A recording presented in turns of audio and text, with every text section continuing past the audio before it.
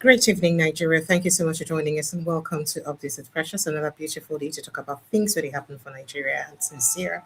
Apologies for starting a bit behind schedule. Been a bit under the weather, but I thank God for life. Welcome to the show. Make I just bring on the headlines of Matter and Woody Schedule because this evening we talk about a lot of things from the rumors of the Senate presidents being hospitalized in a London hospital after a collapse or alleged collapse to more allegations from Major General Danjuma Ali Kefi on Malami Brutai and the rest of them on how they complicit in releasing terror suspects just anyhow like that. Two, of course, the accusation of Dangote to Farouk, and that Basbos will follow that conversation. The fact that EFCC people the yap EFCC they feel likely no act because they feel say okay most times when things like that happen to people where they in government they really quickly react. All of those and more. Maybe so good touch lights this evening. It's always a pleasure to be with you guys. Welcome to Updates with Precious. My name is Precious. Thank you so much for joining us. Let's get straight to the hot topics that we have this evening. So for Inside Our Radar this evening, Senate President Akpabio currently hospitalized in London after collapse, misses key budget session. This, according to sources, as reported by Sahara reporters. And then there's an exclusive of a retired General Danjuma Ali Kefi as he alleges that Malami, Yahaya colluded to free 48 terrorism suspects linked to top military government officials to money laundering. So he links the top military government officials to money laundering. I mean, this is not the first time he has said something close to this. So for him to keep saying it over and over again, there must be something fishy somewhere. Terrorism sponsorship, forces using Bello Turjo against me. Bafarawa ex-Sokoto governor reacts. I remember we talked about what the accusation by one person wey be say Musa wey be say be the yab throw in fact he release bomb on wetin he say Matewale do and how him and Bafarawa the former Sokoto state governor use they get meeting with this bandit, they collude with them, they sponsor them, they even give them cars. Remember we talked about that. Matewale responded yesterday. Now Bafarawa don't respond on today. In fact, there is more updates in that conversation. I wait to make a bring up for that because more evidence don't come out. Can show say according to the person where they raised the alarm, fresh audio evidence of face to show say Matewale reportedly the person Matewale sent to beg Musa Kamarawa where they blow all this whistle to offer him whatever he demanded, so that those evidence and when get about them, go bring them to court. Person don't call yan again. So I didn't here to bring another juice for the matter. As usual, evidence full grant. And then moving on to other issues, or perhaps still about insecurity, alleged terror sponsorship. Kwara government don't scramble. They just scatter. They find way to explain how stolen security van end up for the hand with AK-47 end up for the hand of bandits or terrorists. Because the terrorists them talk. I would have played that video, but because of YouTube guidelines, I no go feel play am because it is a bit harsh. Where then they for grant and P then they confess. Saying a person for Kwara state government, nine give them the gun, nine give them the car to use operate. Oh wow. Well, I'm sure you all would have seen that on the streets of social media, by the way. Now, suspected bandits attack Kwara communities, abduct 8 residents in morning raids. It still they continue, it never stop. And then you go to other states, so it happen because for Sokoto State, bandits invade Sokoto deputy governor's community, shoot sporadically as residents flee. FBI foils planned New Year's Eve terror attack by pro-Palestinian extremist group. Now people they talk say, hey Nigerians, SSS, DSS, on the see on mate, the FBI on mate, on the see on mate. See the way they don't foil the plan before Christmas even reach. New Year's Eve never reach, they don't foil them. But remember, we don't they talk now. Even the DSS, in fact, international community, US don't raise alarm. Say if they planned attack where they won't get on Christmas Day, on Christmas Day, on Christmas Day, on Christmas. So DSS don't talk. Say yes, then they are aware of them more. On a go foil and make sure say it no happen because we no one here say half person die that they are beg. Now beg they beg. We don't hear enough of death. So this story in Egypt, for example, within countries ready to fight terror, they do to use quell. In fact, stop them, nip them in the board, may not even grow up again. Gunmen kill police inspector, 2 civilians in Nasarawa ambush, steal rifle. And then Tinubu in closed door meeting with service chiefs. And also, you are biased. Step aside from my probe. Malami slams EFCC chair. No, don't come near me. You know they qualify to come near my case. Meanwhile, somebody like Chido Dinkali, they tell Malami, say, and they learn from one another. EFCC learned from you when you were Attorney General. Remember how you know, pursue people anyhow. They don't learn from you. E.g., for example, now you showed them before. All right. My alliance with Buhari removed sitting president. Jonathan Tinubu recounts how in partnership with Buhari yield better results. CJN warns judges against issuance of conflicting orders in 2027 general elections. That is, we never even do election. We don't already prepare judges on how to rule for election. More can I not get judgments and we go join people here together. I beg. All right. Okay. And then the same CJ and also tell judges, say, I beg, make sure say on in fact starts virtual hearing of cases to reduce delays for inside court. It is very, very important. But then let's get to political conversations. 2027, their selfish plot failed. Ooh, APC slams Tinubu, Wike hails PDP. APC for where? 2027, Tinubu weaponizing EFCC to weaken opposition. Atiku, Mark, Peter Obi, and others. Now they talk this one. According to inflation, for the 8th consecutive months, on inflation for Nigeria don't reduce, but costs still they go high. You don't see that kind of thing before. It shock you, Abi.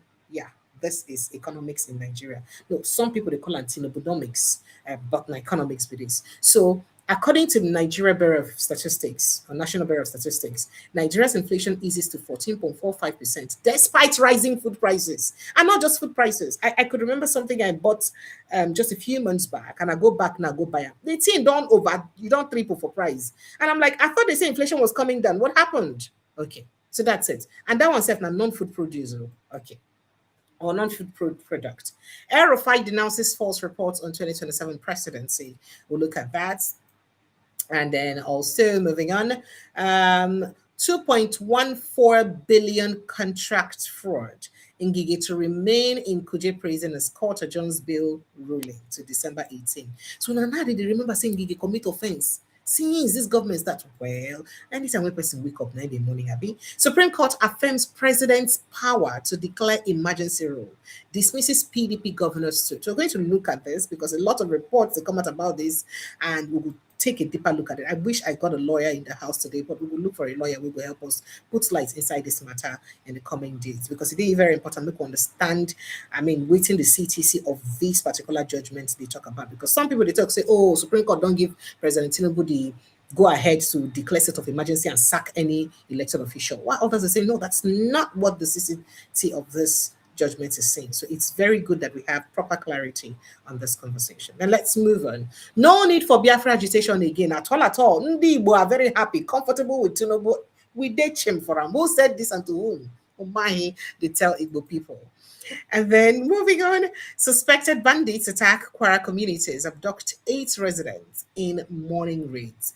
Very sad incident. Civil organization Serap asked EFCC, ICPC to probe Farouk Ahmed ahead of Nigerian Petroleum Agency NMDRPRA.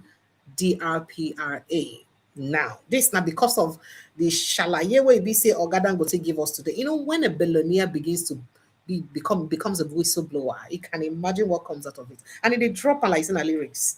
Nigerian Communications Commission crisis deepens as staff members allege victimization, disputed promotions, disregard for due process. And then, Dangote vows to expose NMTPRA boss Farouk Ahmed's lavish spending, publish details of children's foreign education. That fight, it was very funny this morning. Well, my people, welcome to the show. It's always a pleasure to be with you and bring on all the matter them where they share for inside Nigeria.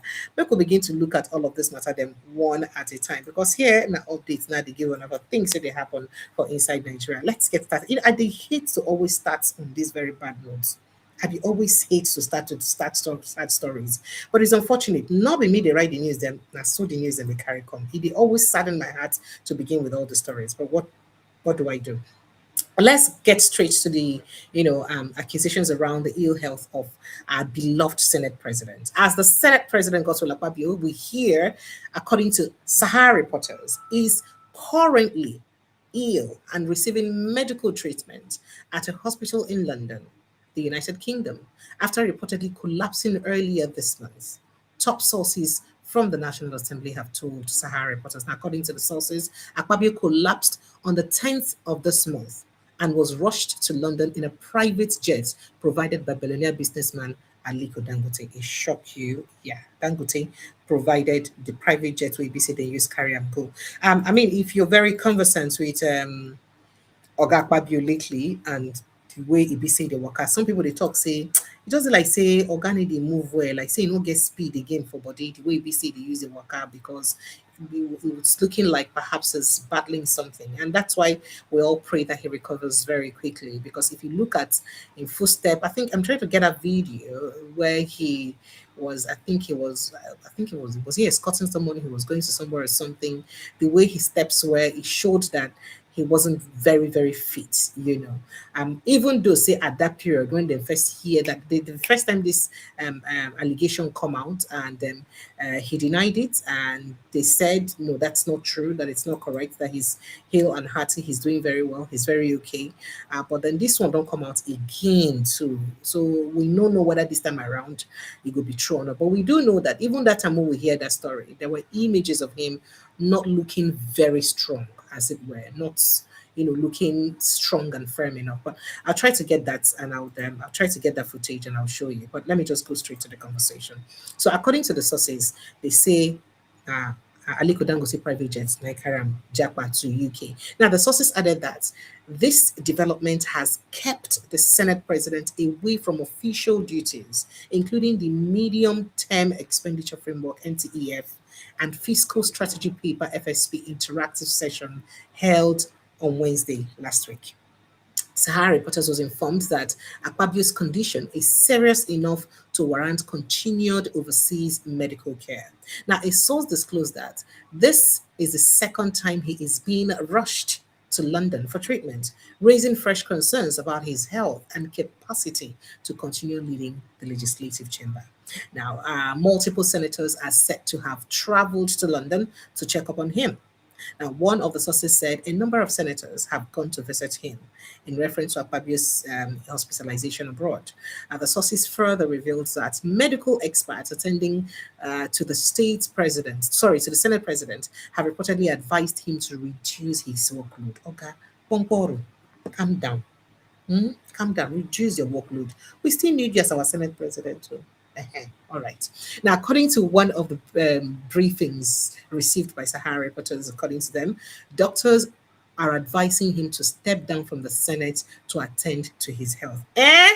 If I hear, now Akpabio's absence was felt at the flag off of the MTEF and FSP interactive session, a crucial engagement between the executive and the legislature that outlines Nigeria's medium-term fiscal and economic plans.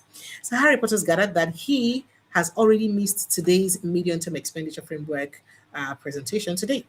In his stead, the Senate president was represented by Senator Unyi Kachinwa Mwaiboye at the event, confirming Akpabio's inability to attend the session in person.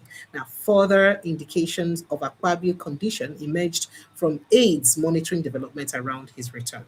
One source was quoted as saying, "One of the aides just told me now that they are going to pick the guy from the airport," suggesting ongoing logistical arrangements around his movement. Akpabio's last public appearance appeared to be on December 9, when the Senate formally approved President Bola Tinubu's request to send Nigeria's troops to the Republic of Benin. Yeah, that time we get that argument with Sarah K. Dixon, when you say, no, no, no, no, no, you cannot. This is not up for debate. It is not up for debate. It is up, we are, in fact, we're supposed to wait, we're supposed to, supposed to debate about it. I don't know whether you remember that incident that he had that more like a robust argument with Akpabio over whether or not they were supposed to approve or debate rather on the list where we say the approval of President Tinubu's action or sending of troops to what did they call them, to Niger Republic. Yeah, so they had that argument. Then I'm also looking at if I can get, yes, that's footage so that I can play it for you. Well, then moving on with the conversation, Akpabio's last public appearance was that day. Senate President Godswill Akpabio had announced the approval during the plenary after lawmakers deliberated the request in the committee of the whole of the whole under Section 5, Part 2 of the Constitution. Now, Akpabio had described the decision as a crucial move, emphasizing that unrest in a neighboring country poses risk to the entire West Africa. He said an injury to one is an injury to all, Akpabio had said, stressing that Nigeria's duty is to support ECOWAS partners in maintaining regional stability. Let me just quickly get you, an excerpt of that conversation with him and Sorry, you are wrong. The communication is for the Senate to give consent for the President to act in line with the Constitution, not to debate. Mr. President. So the communication, if you debate, we are saying the same thing. Can you listen also? No.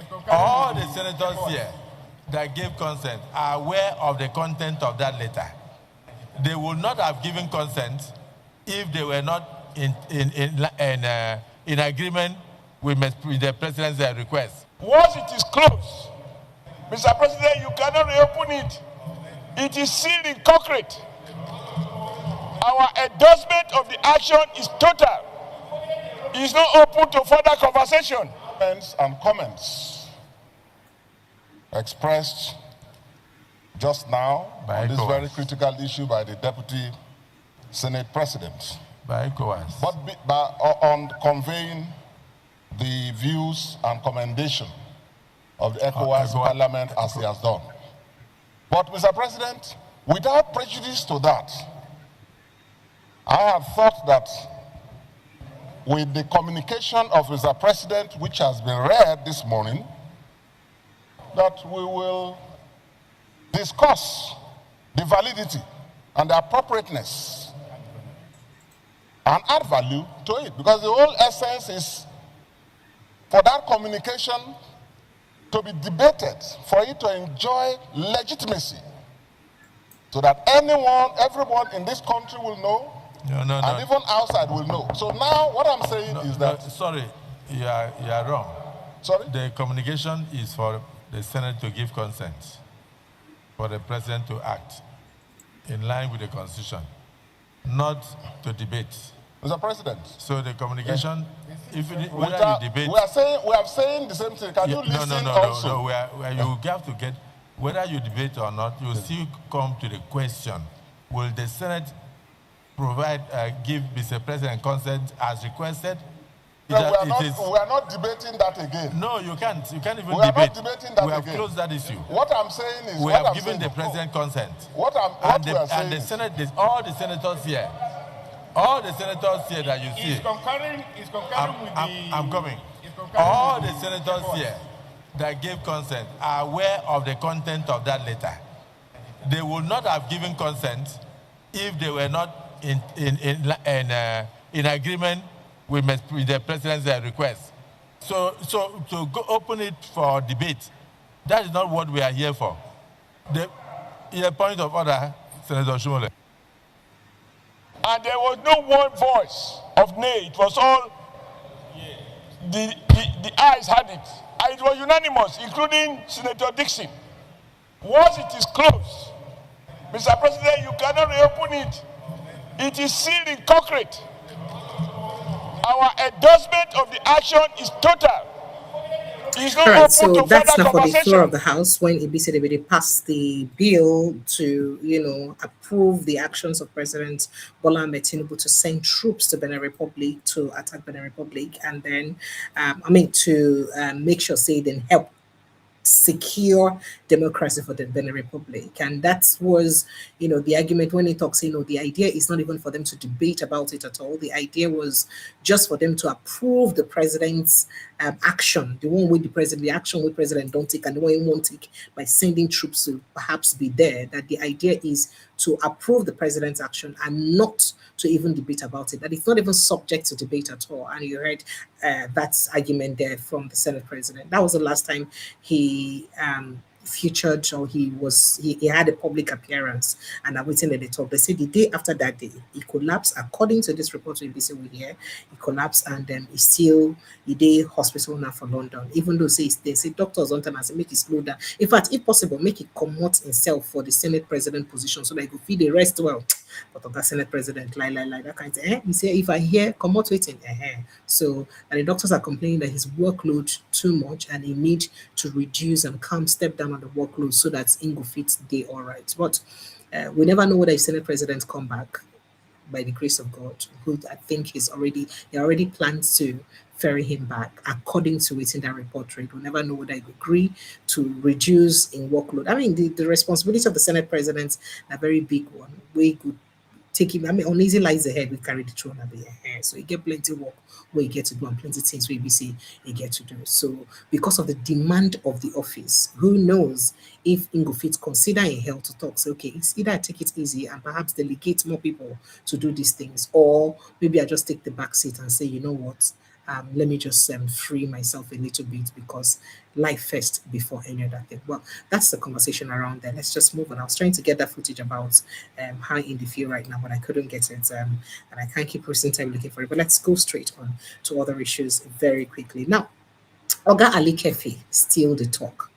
And this not be the first time he don't talk a lot of things before, but he continues to talk right now. And for most of him talk, he continue to indict people who've been there for the past administration and some people with the government now. It is very sad to hear some of these accusations where we saying they make.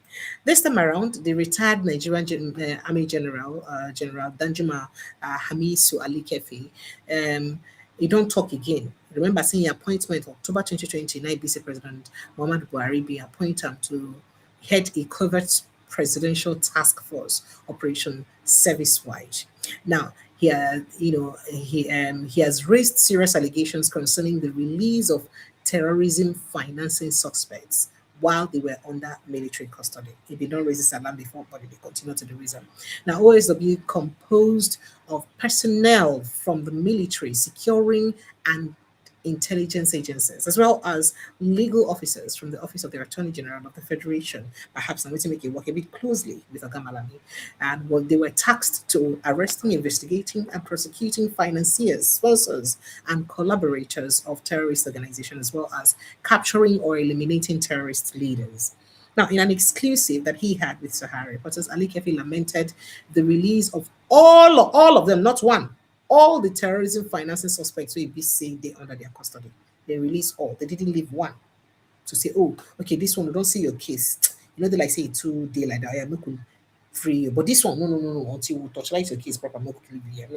All of them. According to him, it occurred under suspicious circumstances. Now, he alleged that the former Chief of Army Staff, Lieutenant General Farouk Yahaya, retired, allegedly influenced by former Army Chief Lieutenant General Tukur Buratai, orchestrated his exit from the army to facilitate the release. Now, all the terrorism financing suspects, quoting him, in the custody of the army were released under suspicious circumstances. Thus, it could be safely deduced that General Yahaya, under the prompting of General Buratai, sets me up in order to get me out of the army, to pave way for the release of the suspects, to cover up their links to some of the terror suspects. I don't know whether you understand.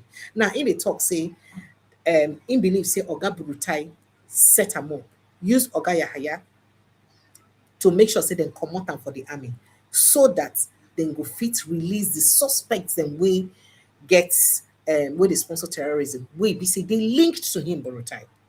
Quoting him, now him talk this one, quoting him for they say, it is an open secret that the General Buratai influenced the appointment of General Yahaya as the army chief following the death of General Atahiro, as he wielded considerable influence in the Buhari administration. Now, Ali Kefi also implicated the Attorney General of the Federation, Abubakar Malami, in the alleged release, noting that his office would normally guide investigations and advise on the release of suspects only if insufficient evidence existed. But in this case, it not happened. Ali Kefi suggested that Malami's cooperation was necessary for the suspect to be freed. That means Malami cooperates, so they indicted for cooperating when he be saying no, saying supposed no cooperate.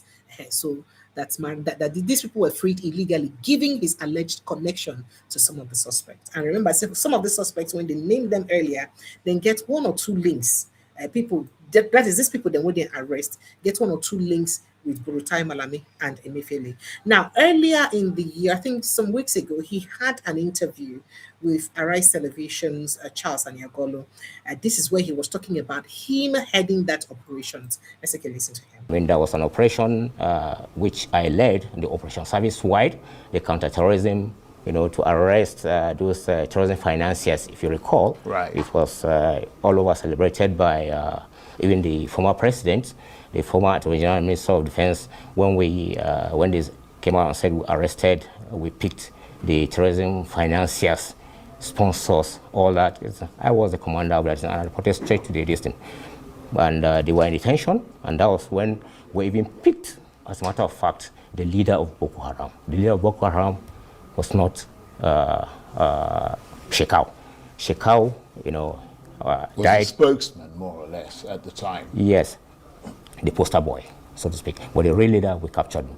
And incidentally, or ironically, he's not even a Nigerian, but he claimed he's been in Nigeria for some time, but he's not a Nigerian. So, anyway, we arrested those guys, and they were in detention. We were collaborating with so many countries, about 3 countries, a key Western country, the United Arab Emirates, and we got a lot of intelligence from them. We picked those people. Some were picked from the battlefield, from the front line. Some were even outside the country. We picked them, and they were in detention. And then waiting for them to be prosecuted. Then in September, October 2nd or thereabout, next thing I was invited, said for interview at the military police headquarters. And I went there on the 18th, and I was arrested myself and detained in a cell. What for? I don't know. I was 10 initially. When I reported there, the interrogators said when I was removed as a general officer commanding on the 8th of August 2021, I handed over on the 10th of August 2021, 2 days later, because the posting came via signal posting in the night. I became aware of it the following day. That was on the 9th. So on the 10th, I handed over and left and continued with the Operation Service-Wide, that one that I reported to the design.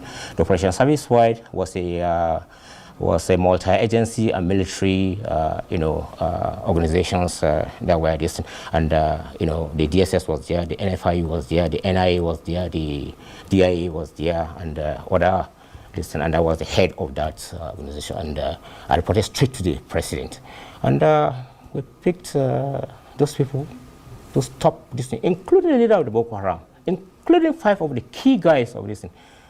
I was invited, and then when I got there, they said I was removed as a general officer commanding. That was, like I said, on the 10th of August, and I didn't report to the resource center, the Nigerian Army Resource Center, where I was posted. And what really happened was that when I was removed, I reported straight to the presidency, and I said, okay, this was what they said, do not report. That they were going to address it. Right. And this thing. So I didn't know it was set up. They kept on this thing. I tried to report, they refused to this thing.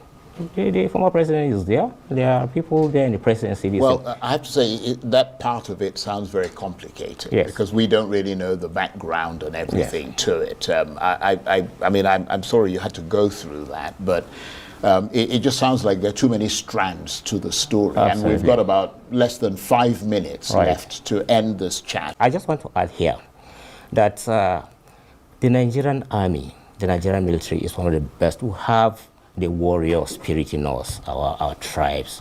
I mean, if they are well led, right, the Nigerian military. So like all things in Nigeria, it's about leadership. Absolutely.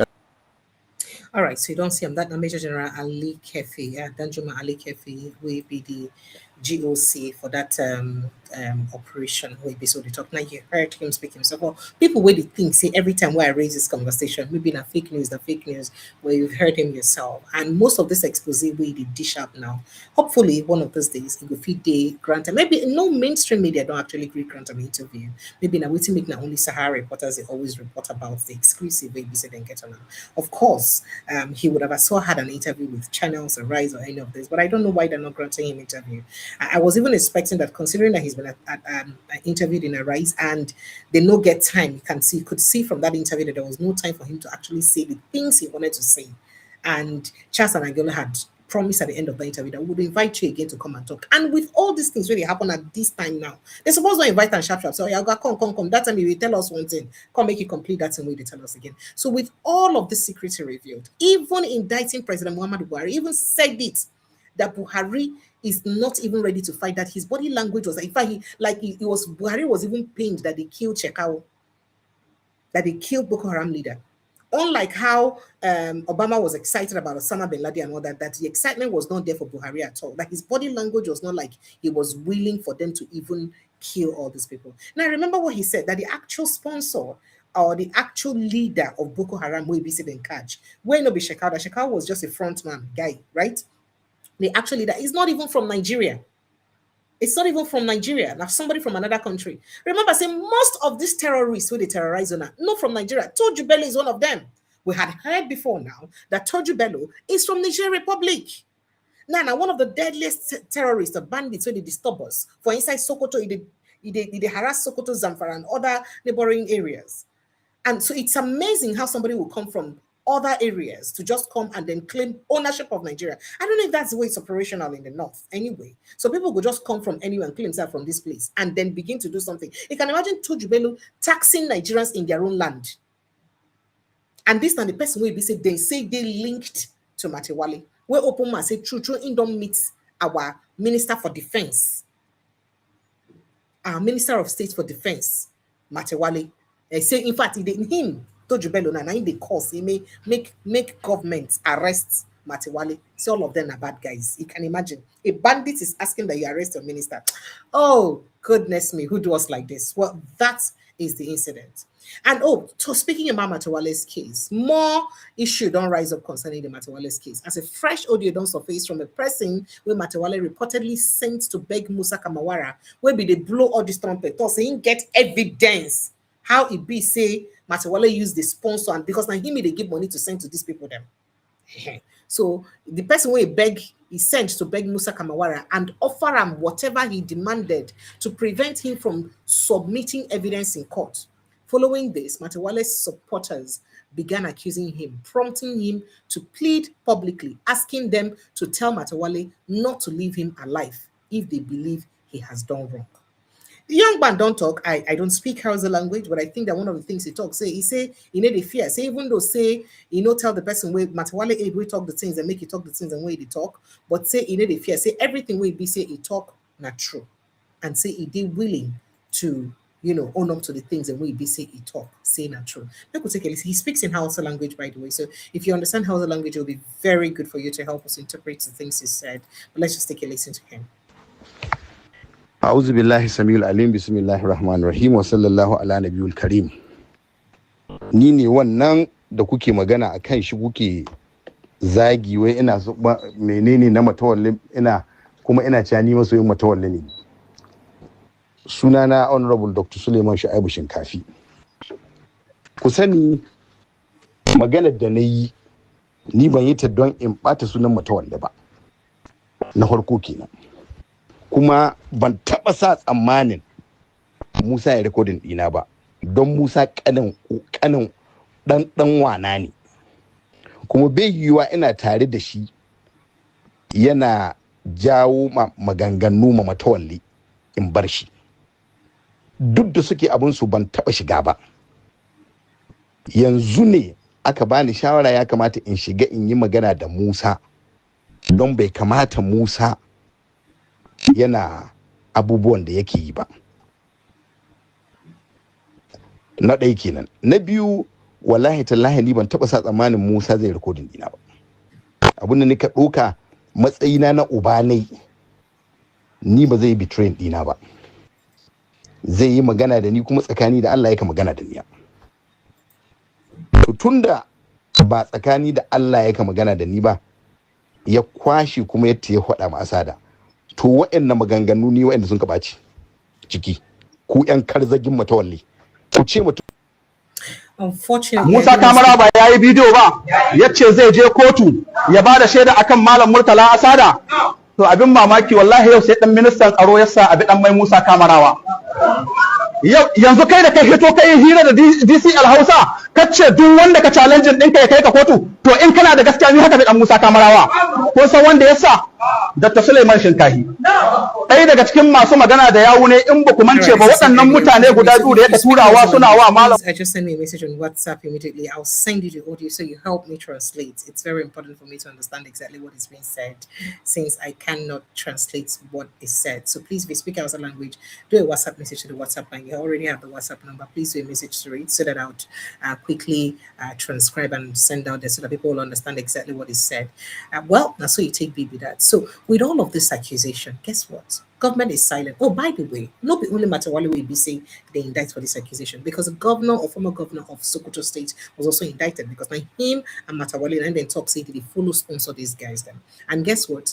The former governor of Sokoto State don't respond. So former governor of Sokoto State, Alhaji Atahiru Bafarawa, don't deny claim by bandits leader Tuju Bello. Remember that Tuju Bello yesterday said that in don't meet him and Matawale and others say yes, even though he denied taking money from them.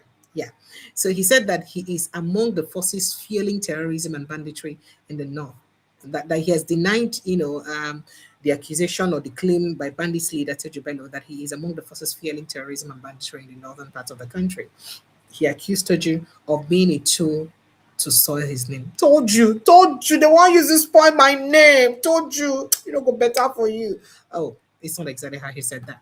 Now, the militant leader had taken to Facebook to accuse Bafarawa and another former Zamfara governor, Matawale, of being the oxygen behind the spiraling insecurity in the country, but did not give details of their involvement in the atrocities acts, or the atrocious act rather, afflicting lives and properties in that part of the country.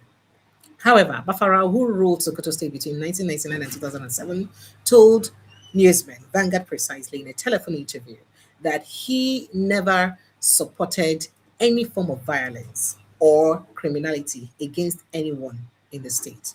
Alhaji Bafarawa, who expressed shock, he was shocked. He expressed shock over the said claim by the bandit leader. Told Vanguard in an interview, hey, let me talk about. So he said that there was nothing like banditry or terrorism in Sokoto or Zamfara State when he left office in 2007, and did not know anyone called Tuju Bello. And in fairness to him, Tuju Bello knew and all that began reign during the past 10 years thereabout. During that time we Buhari then come into office, no matter what in a governor. Now, the former governor who founded the Democratic People's Party, DPP, and flew its presidential flag in 2007 election, said that Tuju must be a daydreamer by mentioning his name among terrorism sponsors in Nigeria, and wondered why he should be involved in such action against almost 20 years after leaving the office of the governor. Now, Bafarawa said, where was Tuju Bello when I was governor of Sokoto State? And how old was he then? I had nothing to do with him, and I still have nothing to do with him and his cahoots. What do I stand to benefit from banditry and terrorism at my age? It is shocking to me that a character like that is spewing pure lies against my name. He is just being used by some forces to lie from the pit of hell against me. I remain irrevocably committed to peace and stability of the state and Nigeria. That is, of the state, Sokoto, and Nigeria, and can never venture into anything that can destabilize the society. He went on and on and on and on and on and on and on to talk. And that my own response. So how come Tuju Bello? Why? Hi. How do you do that? Okay. All right, let's go straight to other conversations. Now, still speaking about insecurity, the Kwara state government is facing mounting public outrage after a video went viral showcasing suspected armed bandits in possession of AK-47 rifles alongside a security vehicle marked with the logo of Ifeloto local government area. Now, bottom line be saying when they catch these bandits, then come security people catch them. Then they say, come here now. Who they tell on to do this thing? Come here now. Come and explain yourself. Who sent you people? Who told you to do this thing? Who did this? They say, make we talk to make we talk. Because they even threaten them. I will pour you fuel. If you no talk now, go pour on a fuel. Then I say, quiet, I want to talk, now one they call the name of the person from the state government where a BC they say the sponsor. Even the Sequara states don't try to come out their body for the team talk. Say, oh no, say no be them. Nah, because these people actually do states then catch them. Perhaps they're referring to the state government. But in that speech, if you heard them talk, they mentioned Kwara State. Precisely. Okay.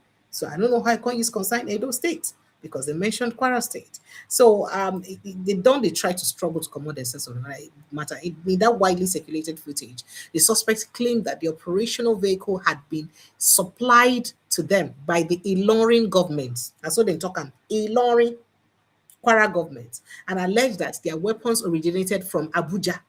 That's what they talk. Now, the video has sparked a lot of outrage online, with many Nigerians accusing the Kwara State government of secretly aiming criminal elements, terrorizing rural communities. If you notice, insecurity and insurgency they take another dimension for Kwara State recently. I mean, in fact, just yesterday, Sunday, then enter Ekwa Church to begin shoot people. Sorry, I cannot play that. Begin shoot people anyhow for Ekwa Church. Shoot sporadically for inside Ekwa Church. And now so people then carted away with lots of other people. Remember, see that same Kwara State, now then go kidnap a Cherubim and Seraphim church pastor. Till now, they never even released that one. Because I think last time we heard about that case, they were demanding for, 100 million naira.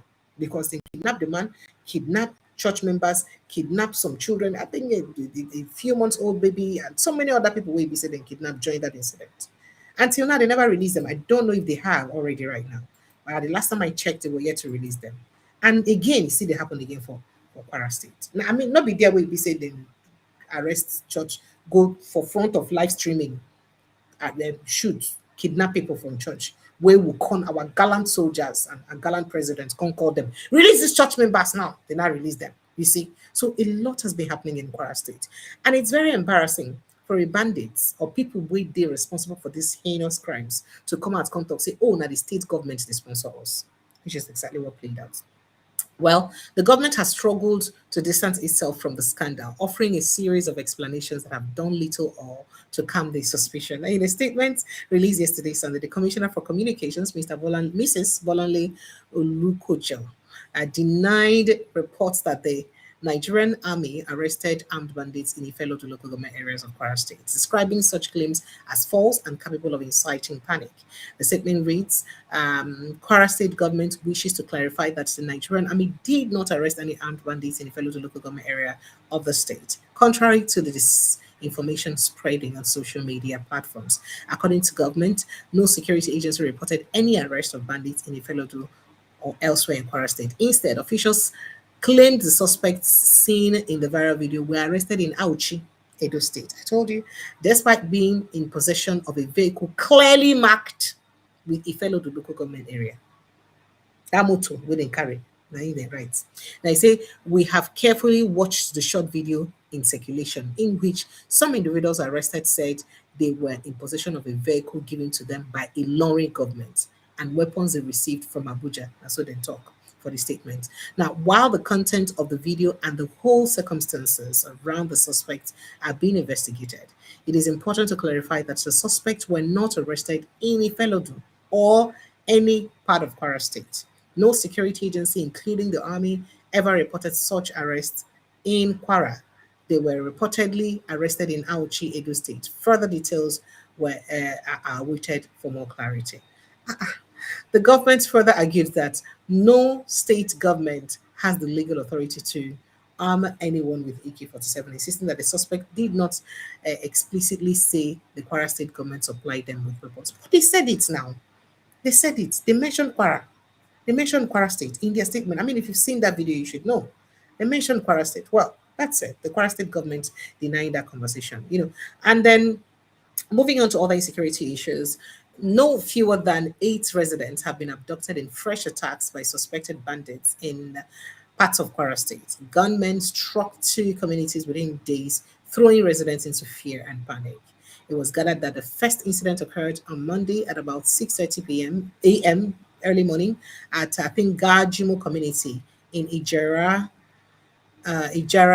Isin in Isin local government area when heavily aimed men invaded the area in large numbers. Now, a Medium National pilot reports that the residents said the attackers operated for several minutes before resistance, forcefully whisking away 5 people before fleeing, the community. They abducted 5 people. That's it. So residents there also explained. Then there was another attack again in a related development. Another abduction was recorded, I think last Friday at about 7:30 p.m. at Ga Power Line.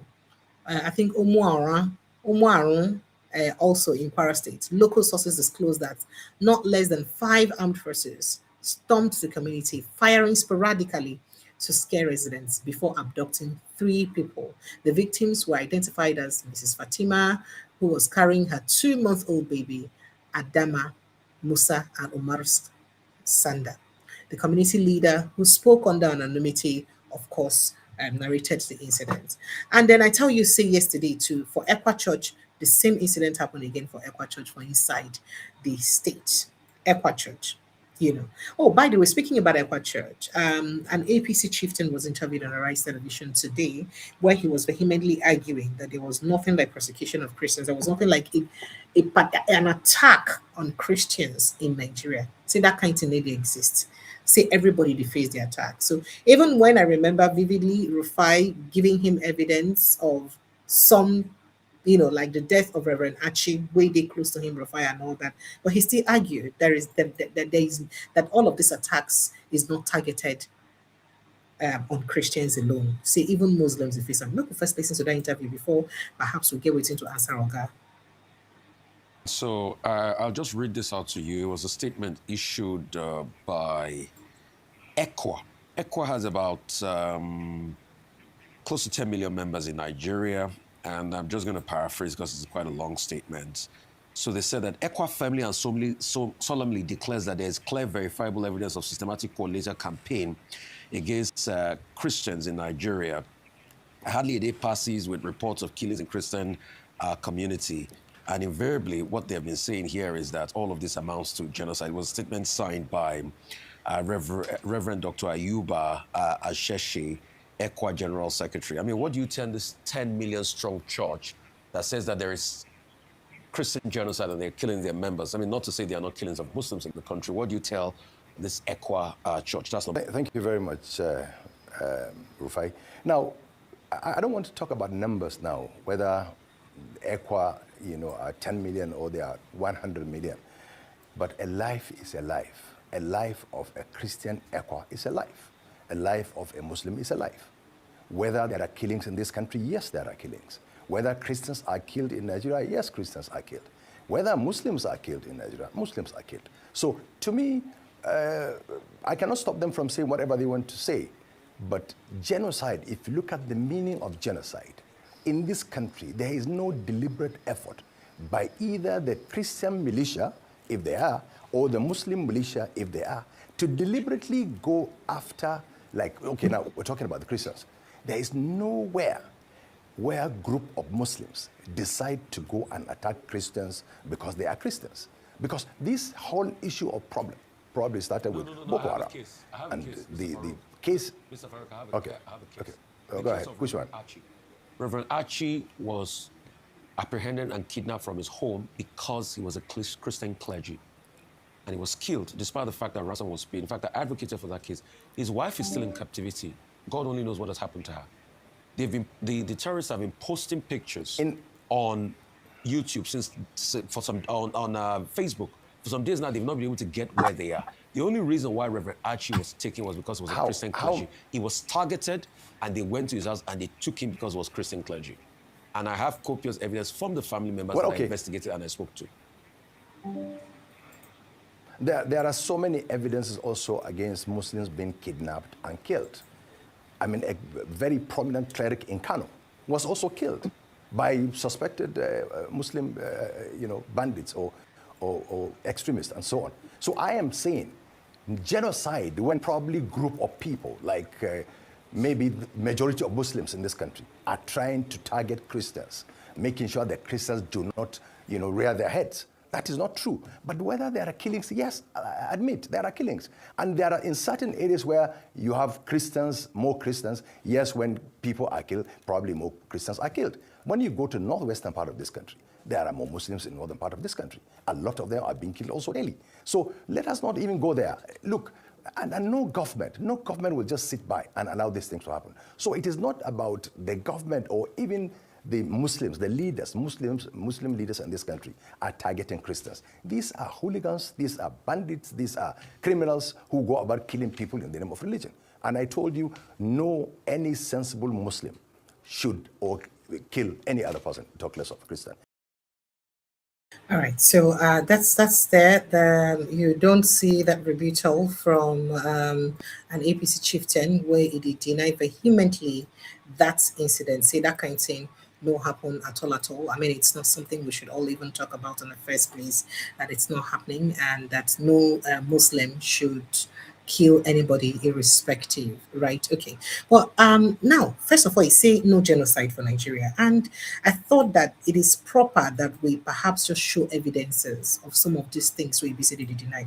I understand the point that he's trying to make. Make it not be like, say, Muslims and gather come together, say our duty not to kill all Christians for Nigeria. I understand his point. While we agree with him that not all Muslims, all the Muslim body no come together say our work now to make sure so we end Christians for Nigeria. Why we agree that?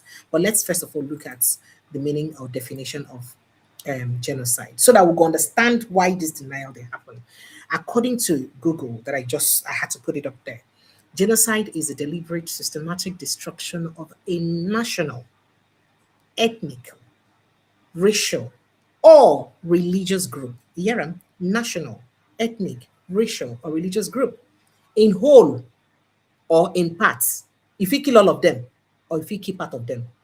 Do you understand? Defined by acts like killing members, causing severe harm. That even if you don't kill them, you wound them, you threaten them, inflicting destructive living conditions by chasing them away from their community, make them run out of fear. Preventing births or forcibly transferring children, all with the specific intention to eliminate the group as such. Coined by, we could look at some elements way they for genocide. Intent to destroy. I beg no vex. When people carry gun, enter inside people's villages, begin shoot. What's be the intention?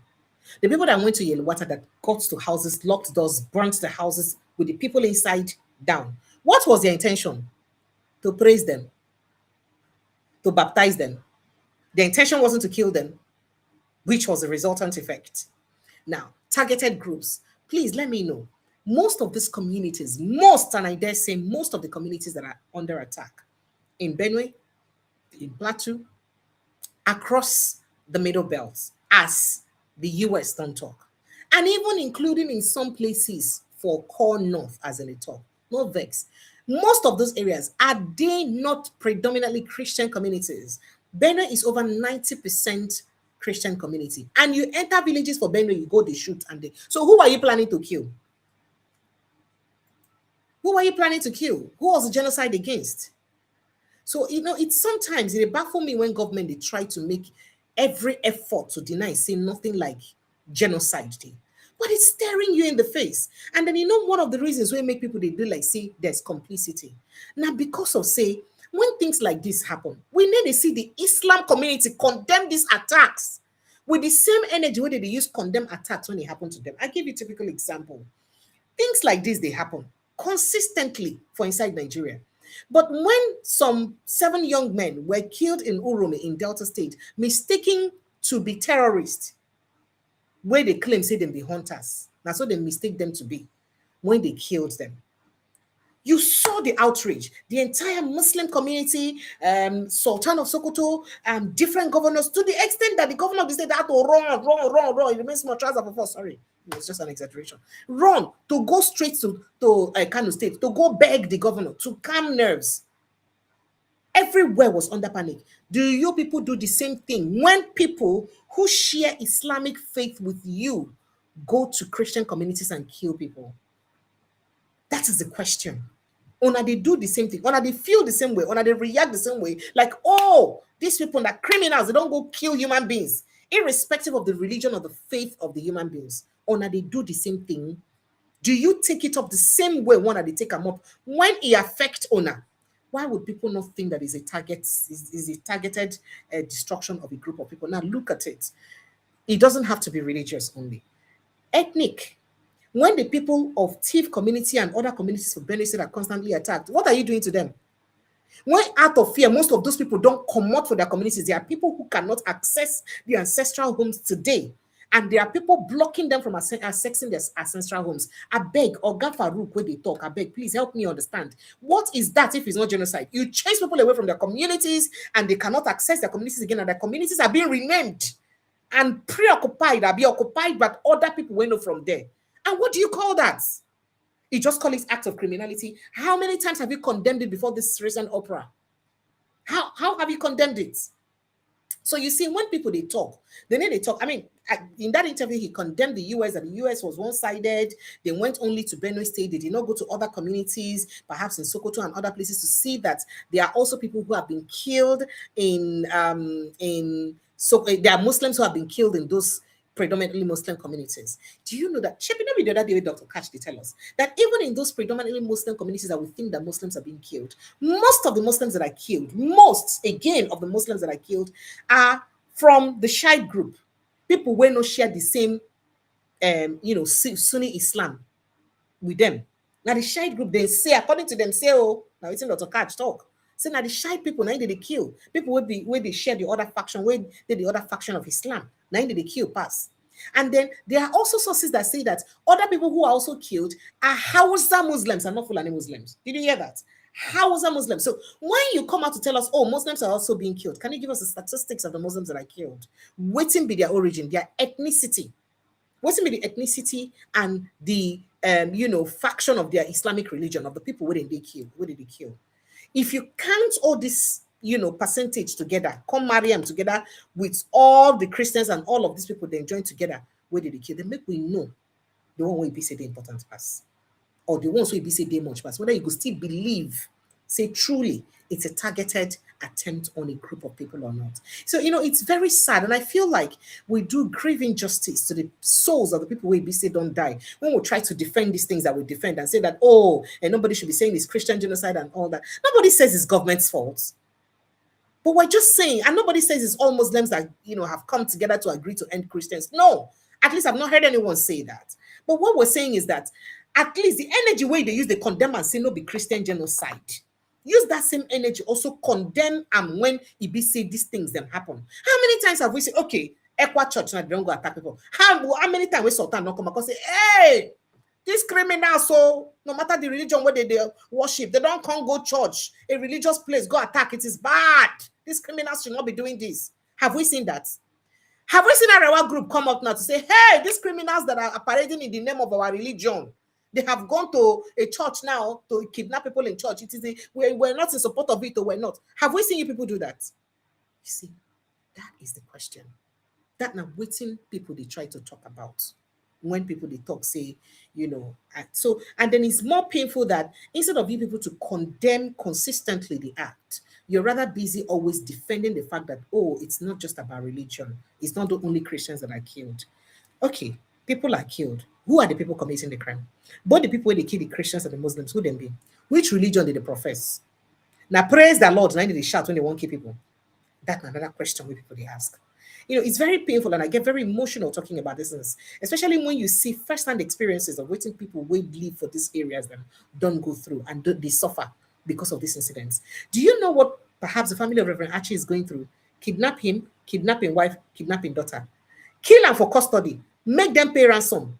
As in pay ransom, they release in dead body. But in wife and in daughter, still they under their custody. Do you know how painful that is? Do you know how you would have thrown the entire community where that man is from into jeopardy? And then with all of this noise where on a say US they make, they never still release them. They're unbothered. They've not still released them. And then you're telling us it's not targeted at Christians. Please, let's be coming down. Nobody's saying we all have very close Muslim friends. So it can never be all Muslims. Nobody has said so. But what we're saying is that the high and mighty them for inside our religion, when they condemn, made them condemn in totality. The same energy when they use condemn these Urumi young men, attack them. The way they painfully kill those young boys that they mistook to be terrorists, that they thought that were disguising as hunters. The very painful way where they used to kill them. And on a shout, come out. Everybody condemned it. I was here and I condemned it too. But do you also condemn all this series of deaths of Christians like that? Series of deaths of Christians. You condemn them that way. Do you come out with the same energy and the same force to condemn it? That now we see the people they talk about. So it's always very painful when you hear people always, trying to no, this is not about. But so if you even want to talk about that, make we even face the facts. What's be the religion of those who they committed crime? Go.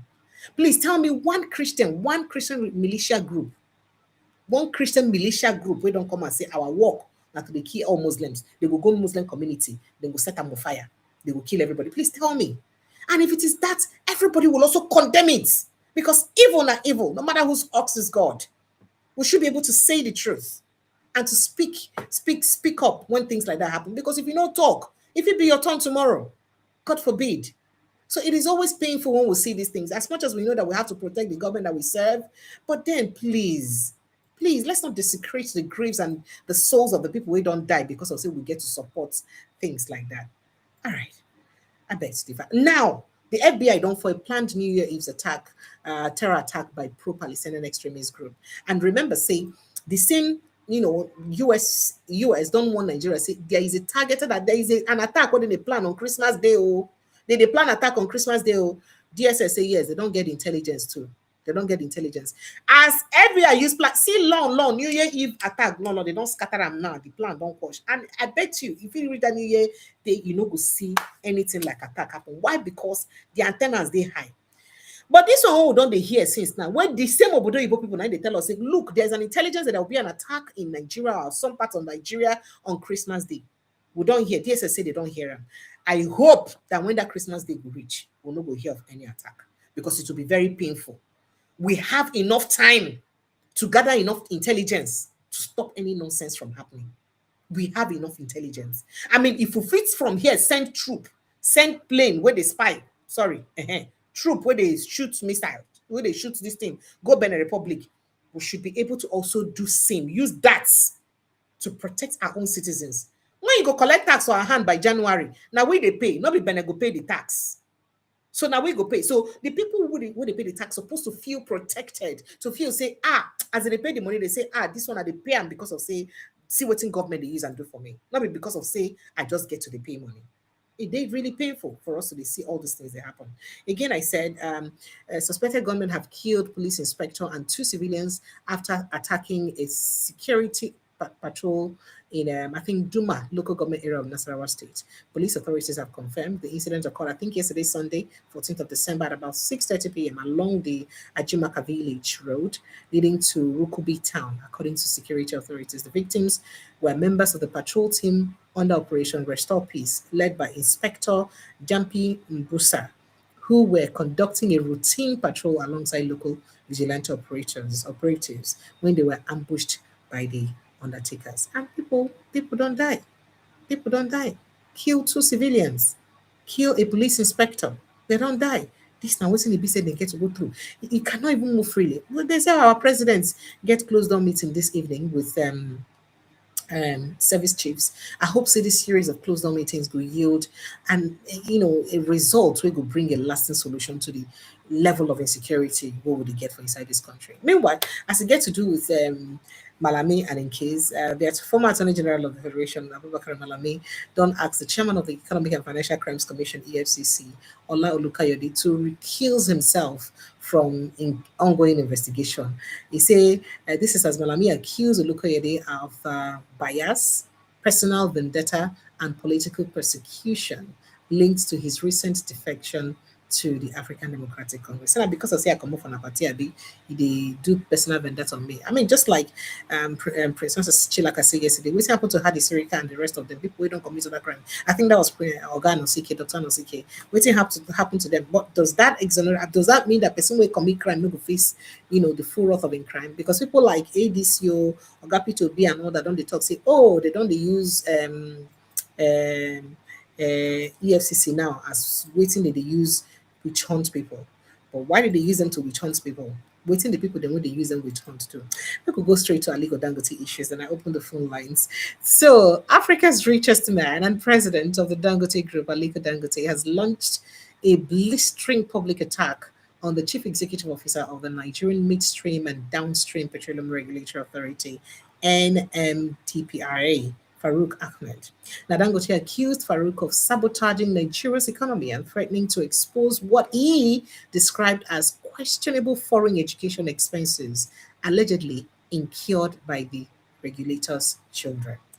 Said 4 children, he sent them go secondary school with over $5 million. That one shook me. That they went to secondary school in Switzerland and he paid over $5 million. Say he know the school, so he go feel right to the school. So God make gonna send me this thing. So this one no be say them say. Say he know the school and all that. So public official, what you they work. And he talked a lot. He talked about some complicity in the oil sector, how he be saying Nigeria still they import billions of liters of petrol into the country, even as him, they produce petrol. Say he not get any problem because in they sell his own petrol. He export to other countries.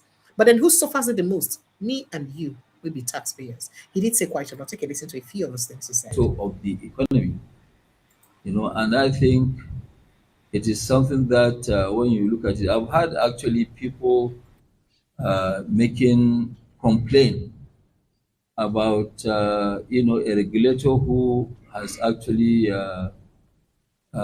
put his children in secondary school. And that secondary school education, which is 6 years, 4 of them cost Nigeria $5 million. I mean, you cannot imagine somebody paying $5 million for educating 5 children. Even my own children, they didn't go to those schools. My children went to Nigerian secondary school. They didn't go outside Nigeria to attend to secondary school. I don't know about your children, Tony, but mine, yes. So, and this is a system that, some of us, because you know what, we're taxpayers. When people are complaining, we also complain, because the issue is that, yes, when I pay tax, I want to see that my money is being put to use, not to be stolen. But today, as we speak, the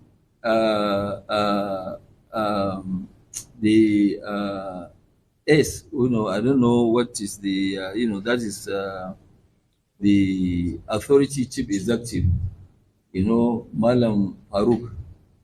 Malam Farouk has 4 of his children that he educated in Switzerland at the cost of $5 million for their secondary school education alone, not university. And I know that one of them just finished Harvard.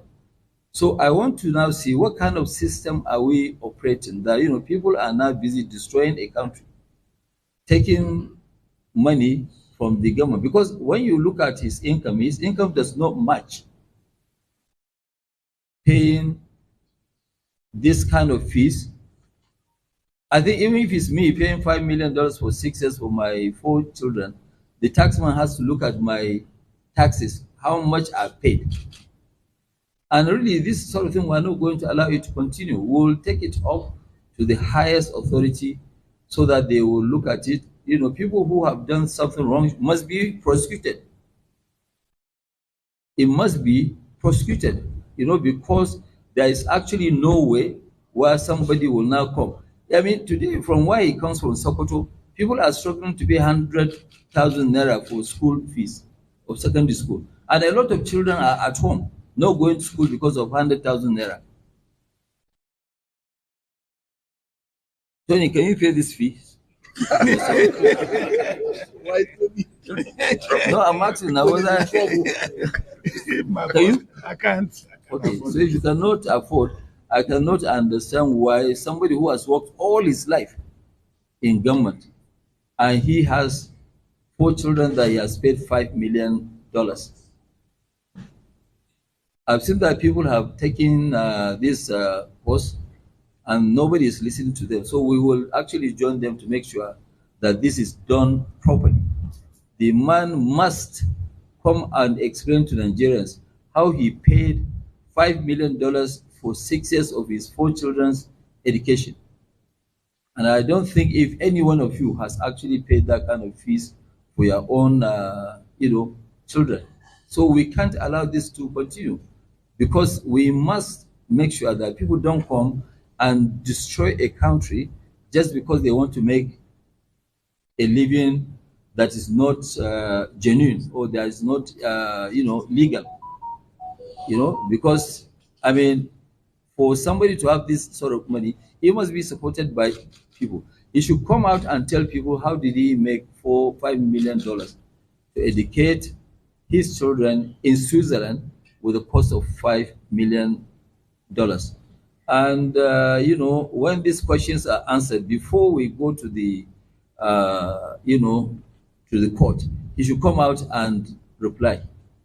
This is what we have seen, and I think we must make sure that this system, this what do you call it, this downstream must not be destroyed by one single person because of personal interest.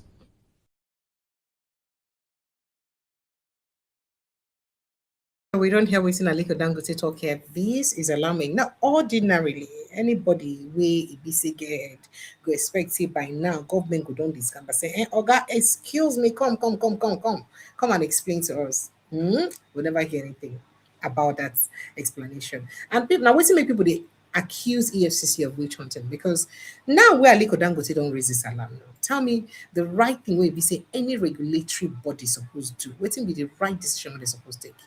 Not be to make sure say then call the person in question, begin investigate with because Dangote don't say he go publish. Say not just a talk.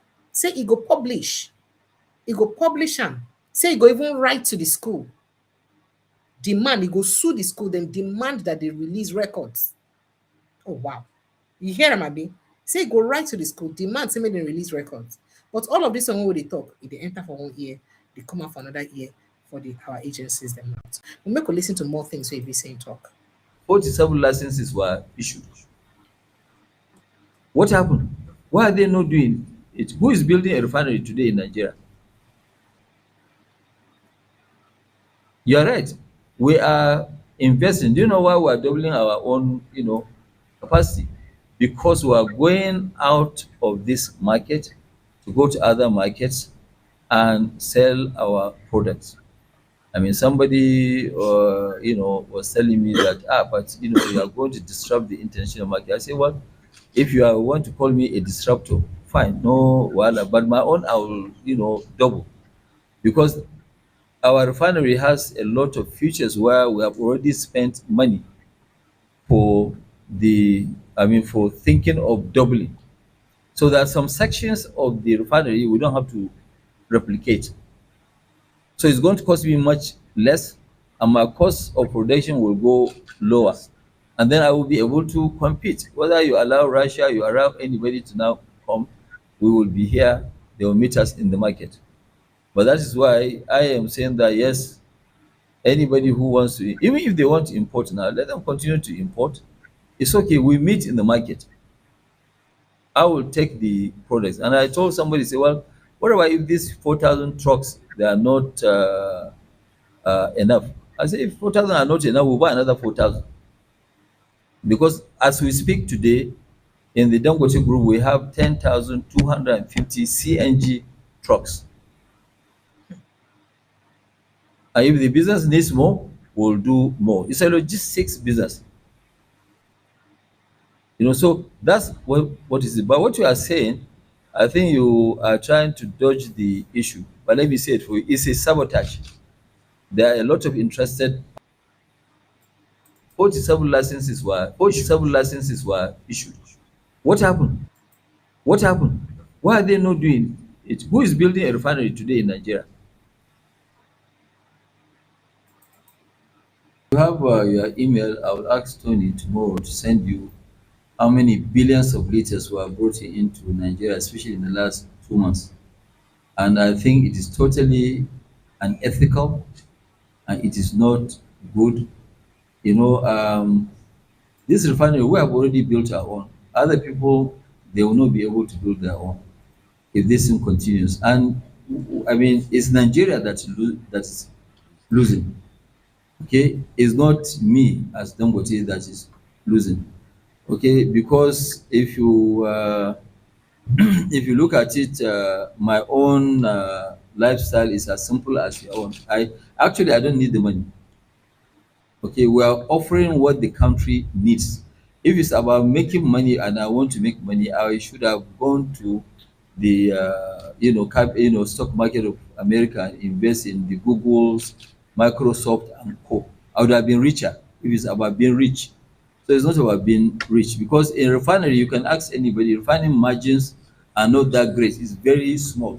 So I wouldn't be doing that one. I would have gone, can you imagine now if I go with 20 billion to buy all these blocks of Shell and co, and even at overpriced. Do you know what I will be producing? I'll be producing maybe 1 million barrels a day with 20 this is, because you calculate all this on Chevron and co, when they checked out of the country, they sold their own oil blocks. How much were they? Calculate right from the last 20 years. Those blocks transactions are not worth more than the 20 something billion which you invested here. So it's not about making money, it's about making sure that yes, we have done the right thing. Maybe we made a mistake, I don't know, but I don't think it is a mistake, because we are providing what the country has been crying for. And I know that yes, maybe today people might not appreciate us, but maybe in the next 20, 30, 50 years when we are not around, then people will remember what we have done. They will appreciate us more. Thank you. Wow, you heard that. Okay, well, that conversation go beyond that, because I do remember that I think Ugochinyere, I think he's part of a committee where they look into this downstream sector too, had something to say earlier in the day concerning some of this buzzwords we BC happen. And people are saying that, oh, wait a minute. The bottom line, I say, it exposes, in fact, he even went as far as saying that the cartel for inside oil and gas, I mean, this is not the first time he's saying this. He said the cartel for the oil industry, it was past the cartel for drug. Say them bad well. Them bad past the drug cartel.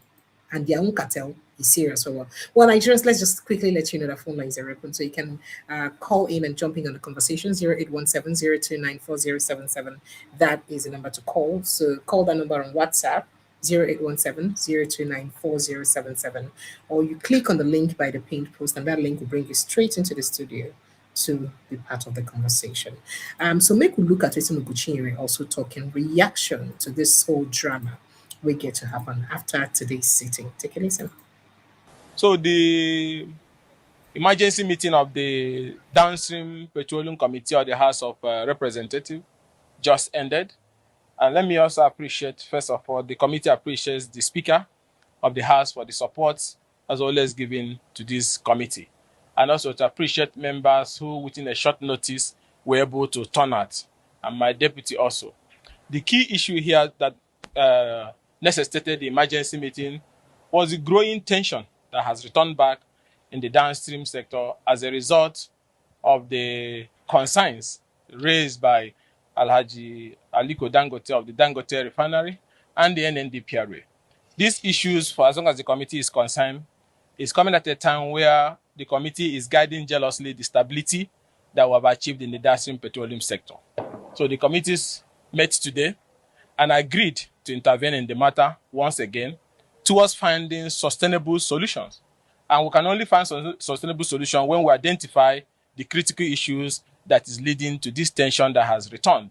And that is why the committee resolved to write communication to Alhaji Aliko Dangote and also the NNDPRA authority chief to meet with the committee to be able to give us details and insights into what are the underlying issues that is leading to these allegations and counter allegations. And the committee also resolved this afternoon to plead with the contending parties in the dispute to cease fire, especially media comments, so that we don't escalate the situation further. Because the committee has the capacity to wade into this matter and find solutions once and for all to these issues. So we're pleading with the key actors in the dispute to cease fire, to reduce the allegation and counter allegations, as the committee will get to the root of the matter. Some of those issues, we already have received petitions from some of the parties on the issue of import license, on the issues of whether the domestic refineries have capacity to produce the entire daily need of Nigerians. All these issues will be resolved by the time Alhaji Aliko Dangote, the NNDPRA, and other key stakeholders in the downstream refining sector and regulatory sector comes and meets with the committee, so that we can be able to get the real gist of what is happening and be able to come up with a resolution and solution that will provide sustainable solutions. So we're pleading with them to cease forthwith further attacks on each other, with the agency, with the refining, whether the agency or the refining community, the refining community, while the committee sort out this issue. These were the high point of decision that was reached by the committee. And I will also urge my colleagues, is this a true reflection of what held behind closed door in our meeting? Yes. Thank you. All right, so that's the House of Representatives. They respond to these buzzwords where they go on today with Aliko Dangote and Farouk in friend and brother. So people say for the first time, when they see brothers like this, they come up on each other. But before I go straight to waiting in Nayabari be talk this morning, we'll hear more of what Dangote talk. I just have two questions. Thank you very much. Oga, you don't want me to talk?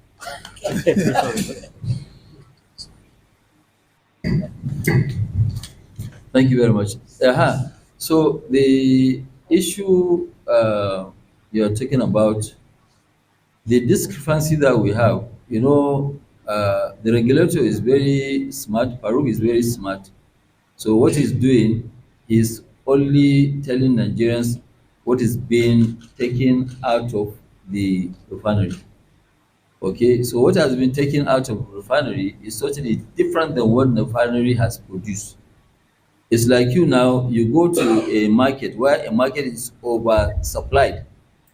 If it's oversupplied, obviously, yes, we can't come and throw it into the sea now, just to prove to people. But that is why when we got tired of all this is misleading information, when I say, okay, you know what, this is it. We even wrote him a letter that now you come every day, check our stock, which we don't want to share before, because people can take position on that, stocks. That's how the market works. But we don't even mind to lose money. Come and take our stock every day, publish what we have produced and what we have in stock, so that Nigerians can be they can be assured that there's more than enough to supply the domestic market. So the question is that, there's no need, there's no point of just making sure that, yes, you keep dumping stuff in the market. There's no country you can go and do this. Because all the other countries in Africa, everybody is praying every day to see that they have a refinery. We have President of Uganda. What he said that, somebody asked him, what legacy do you want to leave when you are, leaving this office? He said that I want to make sure I establish my refinery. We have established our own. But regulator said that, no, you must die. All right, that's more of what Aliko Dangote has to say today. But we just leave that matter. I'm sure both of them will be all right. We could move to other issues as it happen for inside Nigeria. Very quickly, what have I not touched? The president was in Tinubu's Buhari's biography launch today, but let's forget about that. I don't say it's the CJN don't want judges against issuance of conflicting orders in 2027 general elections. So we're gonna make sure so no bring this one bring order, this one can bring another counter order. We're gonna not try that thing for 2027 elections. Wow. All right. And then at the same time, she said we didn't take advantage of virtual court sessions so that they could reduce cases. Very quickly, a chieftain of the All Progressives Congress, Eze Chukwuemeka Eze, don't congratulate the People's Democratic Party for the steps taken so far in reviving the party. Now, Eze hailed the PDP over the expulsion of River State Governor Nyesom Wike and others, saying that the rebirth of the main opposition party is a big blow on President Bola Ahmed Tinubu's alleged one-party state agenda. So now, so you talk, you see them plan, oh God, don't truncate their plan. So it tell former Senate President Bukola Saraki, former Jigawa State Governor Sule Lamido, and Professor Jerry Gana to reject Wiki, saying that the Federal Capital Territory City Minister portends danger to democracy. Say what Wiki represents. Now danger, red flag, now be say portend to democracy. I don't tell them about the inflation area, right? Okay. So former Kaduna State Governor Nasir El-Rufai, today Monday, don't deny claims circulating on social media that he had specified which region in Nigeria should produce the president in 2027. Now, El-Rufai addressed the issues via his Facebook page, describing the report as fake news and stressing that he did not make such statements in any speech or interview, saying no talk, say make power go to the south. So I don't know why you're afraid of saying power should go to the south, dear El-Rufai. Even if you said it, did you say anything bad? Is it not just normal that power has been in the north or wasn't enough for 8 years? The same reason when make on a shout, say, oh, we must come out Jonathan, because Jonathan Obasanjo ruled for 8 years. Yar'Adua rule, God, somehow waiting happen, can't happen, ain't die. Jonathan completes in 10 or rule another 4 years. And I say it cannot take another because it cannot take another extra 4 years to make it 10 years because North never rule. On a shout, on a come out and for office. But why would you have a Northern rule for 8 years? 4 years where Southern I don't rule, and I don't ask again.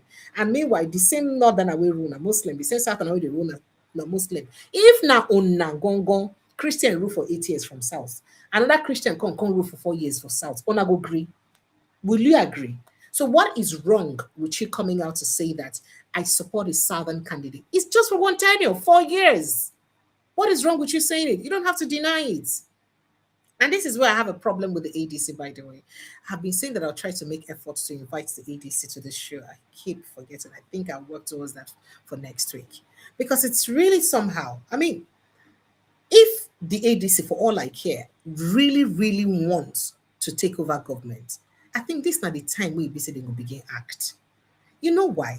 Because with this whole thing about Christian genocide and the killings and all that, where it be said the international community get eye for Nigeria, don't they look like say Christian religions they marginalize for Nigeria? That be the time where it be say on no say Muslim don't rule for 10, 12 years and I go still won't continue to the rule. If I were the ADC, one of the greatest things what I would do now to make sure say power not just go to the south, but go to a Christian south. It is just going to be for 4 years. That is strategic. That is strategic. So why is it hard for you to accept that you're in support of power coming to the south? I mean, waiting will happen, Oga, if you agree, say power will come to the south. Waiting won't happen. Nobody will beat you. You're just defending what is right. Because if that thing happened to you, you yourself, you know, go like him. So why would you support it to happen to another person? I don't understand why we'll have to play politics with all of these things anyway. So, I mean, you would have had a fantastic selling point if there's an opposition to President Bola Ahmed Tinubu from the south, supported by Northerners. All these Northerners will be vexed now. Support the person will go come contest for President Bola Ahmed Tinubu from the south. Support them with full force. All the Northerners, Muslims everywhere. You can imagine that person, Tinubu for no stand a chance. Oh, here you are trying to defend your own personal interest. Oh, so the interest of others no matter. You see why people are saying there is an agenda that is not agenda. Now, on the follow make people they talk, say agenda, the agenda for inside this country. Well, let me leave that conversation. So, a Federal Capital Territory FCT High Court in Gwarimpa, Abuja, has ordered that Chris Ngige, former Minister of Labour and Employment, remains in Kuje Correctional Center till December 18, pending ruling on his bail application. So, bottom line, Ngige go see they chill till December 18.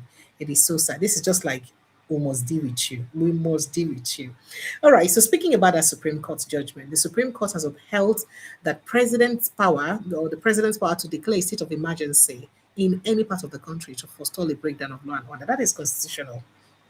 The Apex Court also affirmed the president's powers to suspend elected officials within a set time frame. Well, this is contextual. The ruling was premised on a suit filed by Adamawa State Governor in cahoots with 10 other PDP People's Democratic governors.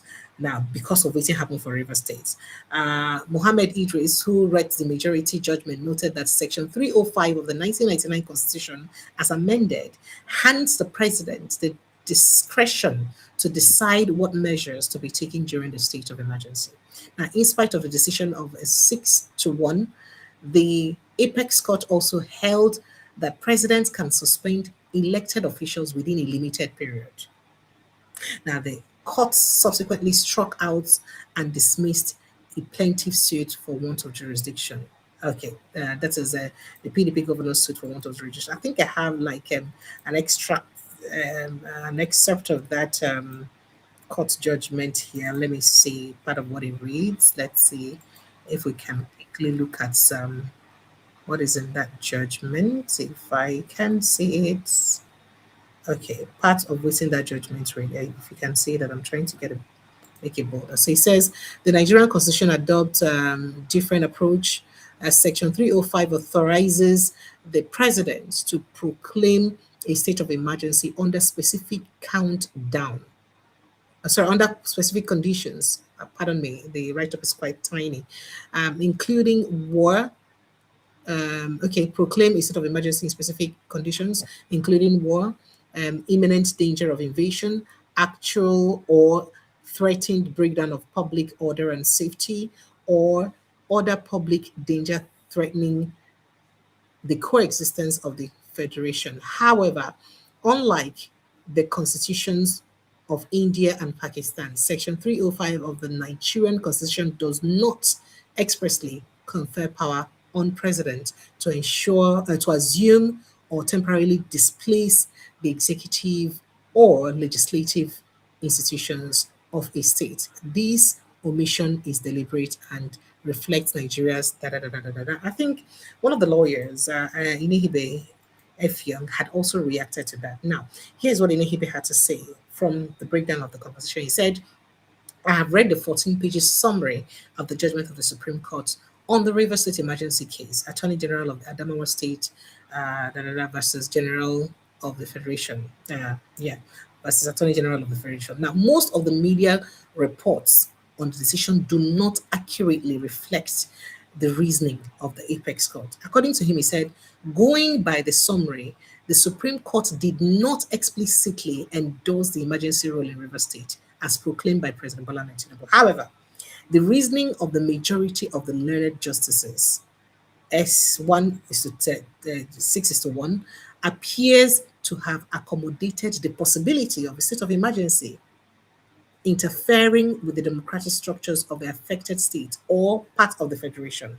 Now, the Apex Court seemed to have avoided making a definitive pronouncement on the constitutionality of this particular state of emergency. Also, the court found that voting in the House of Representatives or the Senate, as it were, for the purpose of emergency proclamation has to be by ordering a division with votes recorded by name, constituency, and choice, and published accordingly, and not be by voice votes. So that is to say that the judgment actually counter the way BC they collect that vote, the way they get their votes for the National Assembly.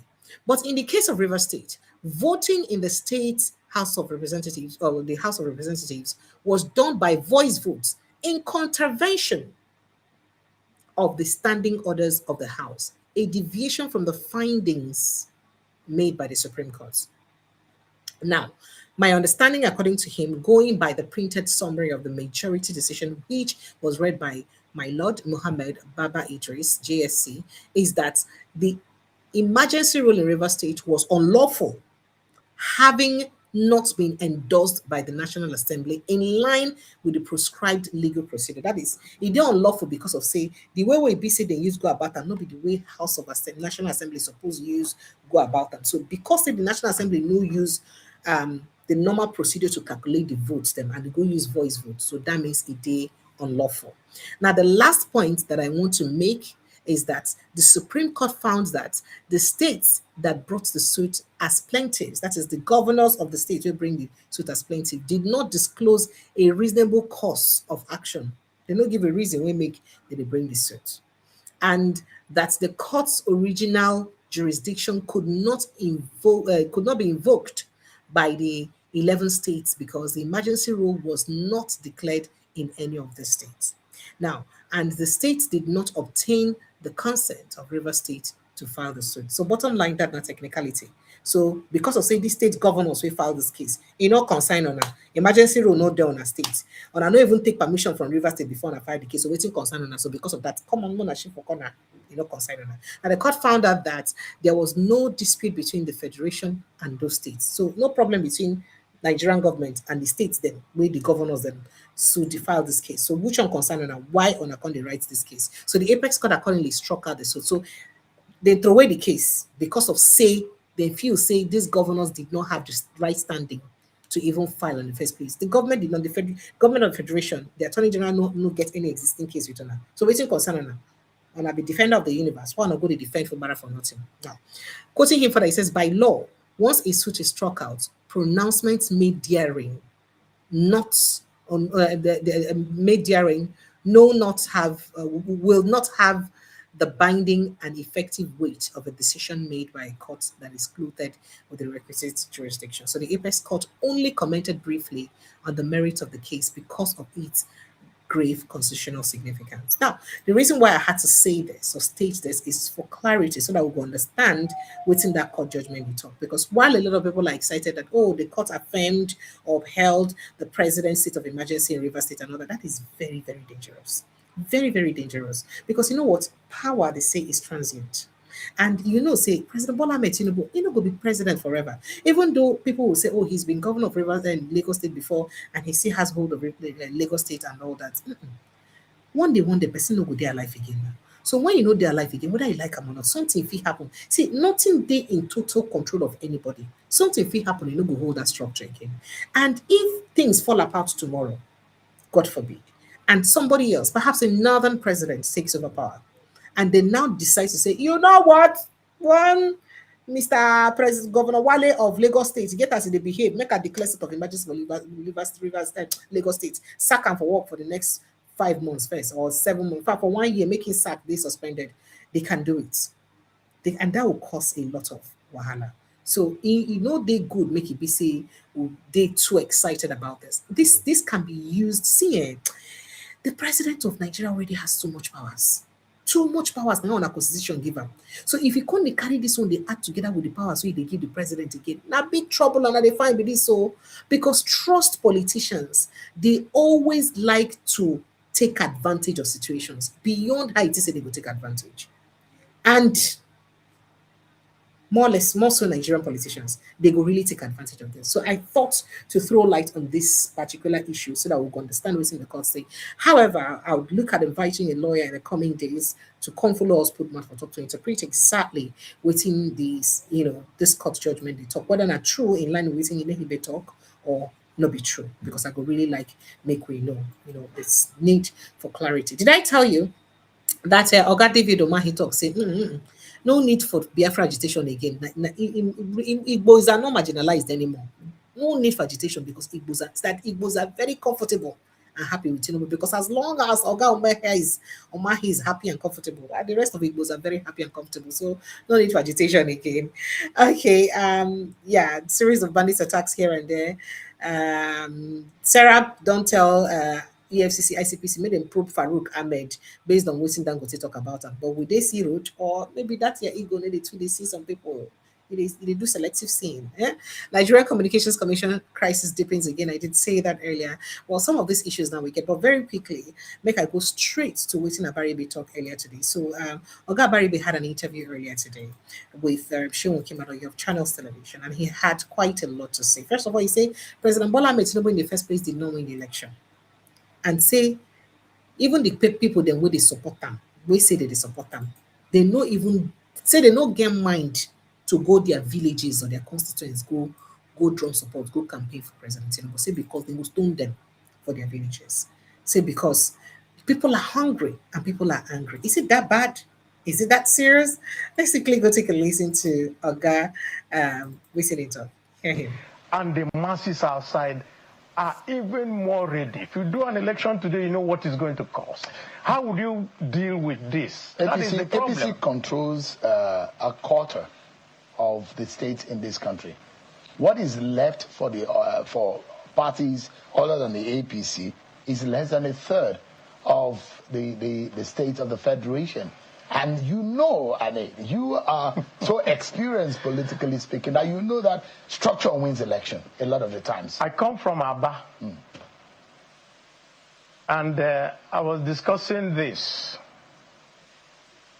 particular thing of saying, oh, APC has this government, that government. And people were a little worried. And I asked one of them a question. In fact, that question was asked by Governor Peter Obi. He asked someone, so this Abaribe here, will he go to area market and tell them to vote for Tinubu? He can't try it. Most of all these people who are telling you that they are following President Tinubu cannot go to their homes and say it. They can't. Why? Because they're going to be stoned when they go to say such a thing. People are suffering. The suffering is monumental. We've never had this before. And not just the suffering, the whole economy is collapsed. The security is, I mean, you have not solved it. And where would you now get that vote from? Where? Senator. Yes. In all of this, there are those who will say the reasons why people are suffering, and in this government they've defended it, and they've said, look, this government is making tough decisions, and they said it, that there will be tough decisions because we've graduated from years of structural decay, and the decadence is what this government under Bola Tinubu wants to correct, and the Nigerians are wiser to see that, yes, the pain is there, but the gains are nearing. And perhaps we are gradually moving to the gain period. Do you think that kind of narrative also, and the realities on the ground, will be a game changer? So, I ask a very simple question. What is a difficult decision? That hard decision that you're making, that you impose on a citizen who is already on the ground, you don't impose it. Right, so you heard what Abaribe said. Well, I'll take more excerpts from that interview, but make I go open phone lines. People, they wait for me for backyard. 08170294077. That's the number to call. Or you click on the link for the pinned post. It could bring you straight into the studio. Good evening, Henry, and welcome. Yeah, good evening, Precious. How are you doing? Very well, thank you, Henry. Welcome. Go ahead. Yeah. Well, I'm just going to straight to the point. Go ahead. Well, this Dangote and this Farouk of a man, you know, Dangote dragging him. I mean, Dangote, Dangote said, has he helped Nigerian economy? I mean, he has sabotaged a lot of people too. So now other people are coming against him. He's not happy because if the government is backing him now, he won't come out and start saying all these things he's saying. Because Dangote was the one who crashed Ibeto cement. You know, he used government to fight Ibeto. Ibeto went out of business. So why is he crying? You know, when somebody do. Oh dear, your network, Henry, we can't hear you. Are you there, Mr. Henry? Yeah. No big so. No be done to take the light though. Eh? Hello, Henry, can you hear us? Oh dear, I think your network is bad. Network don't put you off. So you can try to rejoin the conversation again, or you call on the WhatsApp line so that you can be part of the conversation. So I'm going to take a bit more of waiting Oga Baribe talk for inside that interview because he had quite a lot of other things to say. But I tell you, this giant has feet of clay. Yes. What is remaining? This giant of APC, he has feet of clay. So at the election, he has legs. So at the election, you are going to target the clay feet, even with the bronze and the silver body. If you get the feet, everything collapses. That's what will happen. Does it look like because they say Tinubu has never lost an election? Is that so?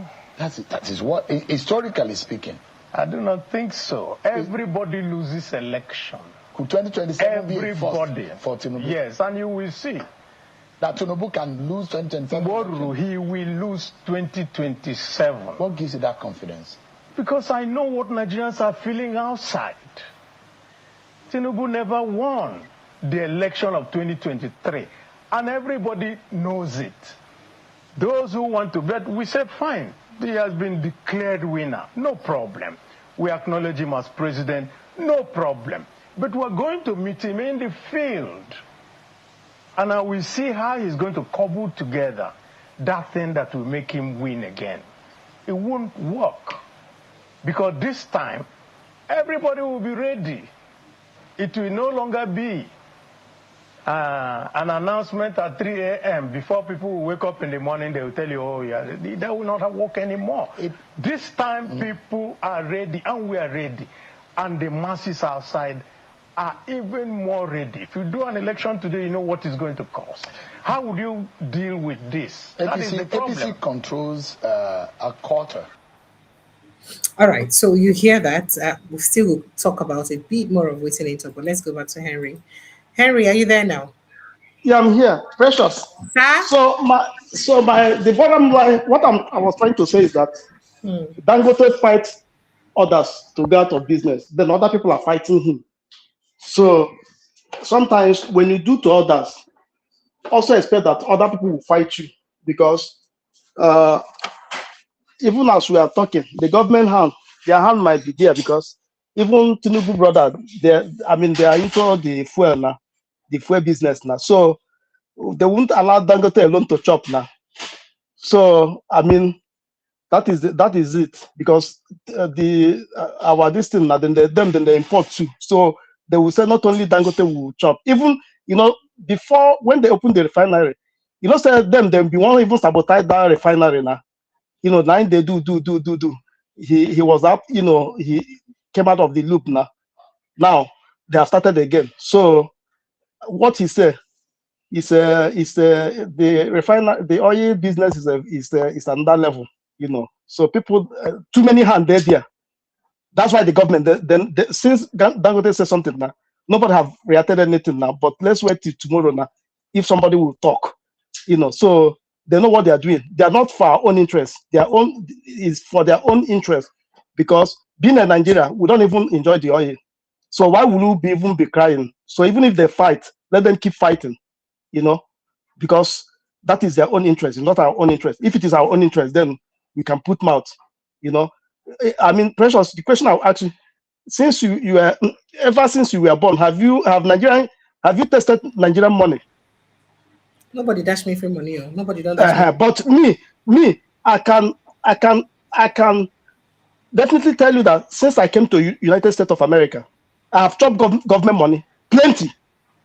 My first money, na Bush will give us $800 for our account. I shout, I said, now so this country be. Then I think during Obama too, something happened. Then dash us money again. So now people will give me where I go do this thing. But we have all those wealth. We even our people self not even see light. Even road self, then go build road, people go begin happy. Why would I be happy if they're building road? What in the road? Road now normal thing where government they build for everybody now. What in be light? Light now normal thing. What in be water normal thing. School now normal thing. Hospital now normal thing. So what thing go make me if they want fight, let them fight and kill themselves. I wish other super distance should come and take the oil. So my thing. So making no do. Nine kick Ibeto cement. When Ibeto was selling cement, the cement was very cheap. But he was the one who used government to fight against Ibeto, crash Ibeto. So why is he crying now? Make him cry tire now. That's my distinct conclusion. Thank you. Thank you. Thank you, Henry. Thank you so much. Henry, oh, you know, go kill me. Thank you so much. All right, let's go back and listen to Abaribe to hear a bit of more what he had to say in that interview. Ask yourself, in all the states where there are defections, what is going on there? So a governor defects, he had opposition, APC members who were there, who fought against him, who worked for President Tinubu, then all of a sudden the same governor defects, you hand over the party to him, what now happens to all those people? So there's a lot of my friends who are out there who fought for Tinubu who don't know where they are today. With the defection of the governors, with the defection of all the people, of course, all the people who are defecting, they've told us that they were promised automatic tickets. So if I was... Don't you want an automatic ticket? Me, I don't want automatic ticket. I've never had automatic ticket. I've always fought for a ticket. In all the parties I have done election. You have also defected. You've moved from PDP. Defection. I never defected. I exited. Exited once it was impossible to stay within the confines of that party. Do you regret leaving? Okay, all right. So you don't hear them that they were promised what? All right, Nigerians. I'd like to say a big thank you to everyone. Thank you so much for always being part of this conversation. We'll continue to talk for the growth and development of our nation. I'll see you guys again tomorrow evening, God willing.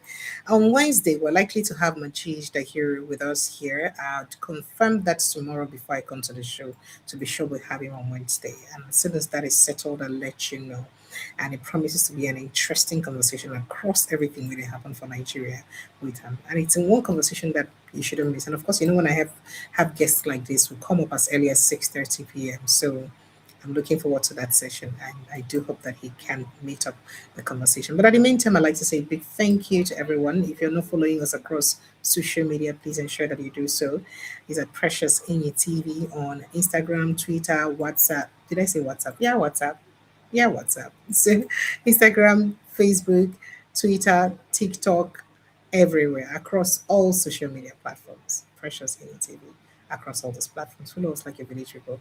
Remember to protect your mental health because wahala need to finish. You know, if you worry about Nigeria, make it chill small. Leave yourself. Protect your mental health to worry another day again. I'll see you tomorrow evening, God willing. Thank you so much. I love you guys. Have I told you that? I love you. Good night and God bless you. Bye.